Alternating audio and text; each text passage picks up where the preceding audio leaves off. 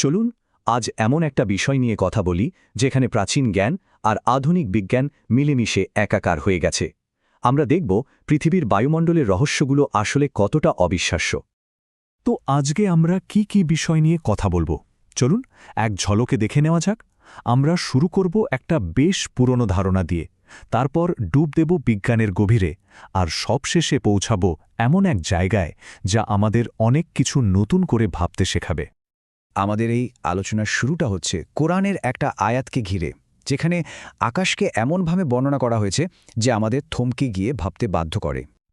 ব্যাপারটা খেয়াল করুন, এখানে আকাশকে কিন্তু শুধু একটা ফাঁকা জায়গা বলা হচ্ছে না, বলা হচ্ছে এটি একটি সুরক্ষিত ছাদ বা প্রোটেক্টেড রুফ, মানে এমন একটা কাঠামো যা আমাদের রক্ষা করে। ঠিক এই ধারণাটাই কিন্তু আমাদের আজকের আলোচনার মূল কেন্দ্রবিন্দু। এখান থেকেই তো আসল প্রশ্নটা আসে, তাই না? হাজার হাজার বছর আগের এই বর্ণনাকে আজকের দিনের বিজ্ঞান কি সমর্থন করে? চলুন এই উত্তরটাই খুঁজে বের করা যাক।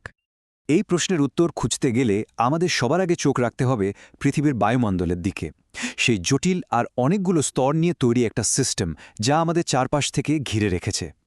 দেখুন, বায়ুমণ্ডল কিন্তু একটাই স্তর না, এটা আসলে 5টা আলাদা আলাদা লেয়ারের একটা কম্বিনেশন।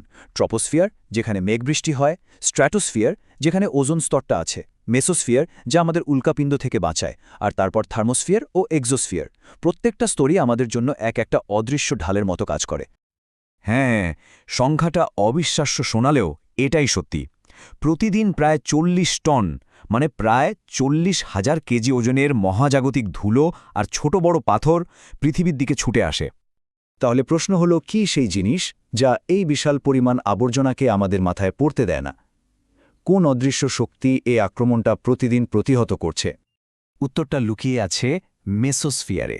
বায়ুমণ্ডলের এই স্তরটা হলো একটা প্রাকৃতিক সুরক্ষা বর্ম। মহাকাশ থেকে আসা পাথর বা ধ্বংসাবশেষ যখনই এখানে ঢোকে, ঘর্ষণের ফলে সেগুলো জ্বলে পুড়ে ছাই হয়ে যায়, আর আমরা রাতের আকাশে সেগুলোকে তারা খসা হিসেবে দেখি। ভাবুন, এই স্তরটা না থাকলে কি হতো। আচ্ছা, বিপদ যে শুধু মহাকাশের পাথর থেকে আসে তা কিন্তু নয়। এমন কিছু বিপদও আছে যা আমরা খালি চোখে দেখতেই পাই না, কিন্তু সেগুলো আরও অনেক বেশি ভয়ঙ্কর।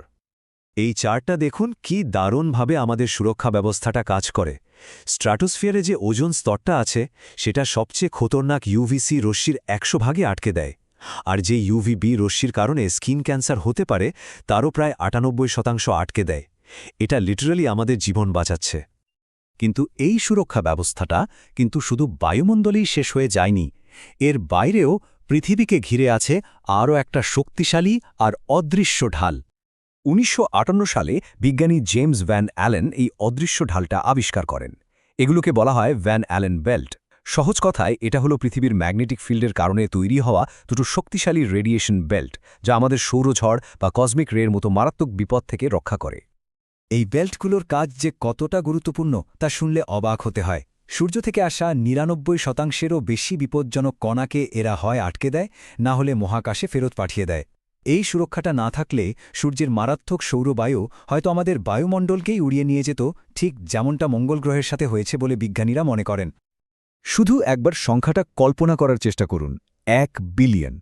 একটা ভয়ঙ্কর এক্স ক্লাস সোলার ফ্লেয়ার বা সৌর শিখা থেকে যে শক্তি বের হয় তা হিরোশিমায় ফেলা অ্যাটম বোমার 1 বিলিয়ন গুণের সমান। ভাবুন একবার, এই অসম্ভব শক্তি যদি সরাসরি আমাদের পৃথিবীতে এসে লাগত, তাহলে কি হতো? প্রাণের কোনো অস্তিত্বই হয়তো থাকত না।